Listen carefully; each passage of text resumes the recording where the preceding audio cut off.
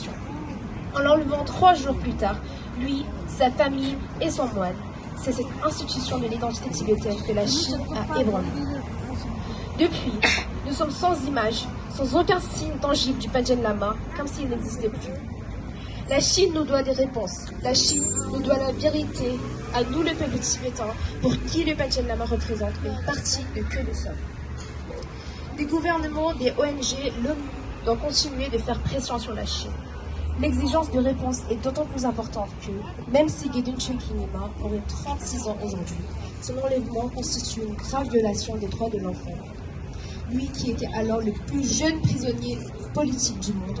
Sous aucun prétexte, les institutions ne doivent considérer le faux Panchen Lama une véritable marionnette chinoise.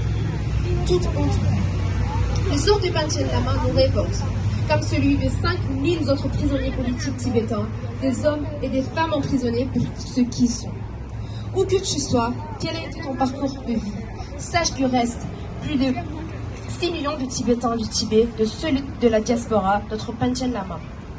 Où que tu sois, sans relâche, nous continuerons à te chercher en tant que Panchen Lama.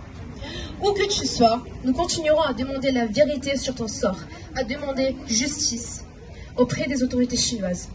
Où que tu sois, peu importe le temps qui passe, nous continuerons à te faire vivre dans nos cœurs, à faire vivre ainsi la culture tibétaine. Pegalo! Pegalo!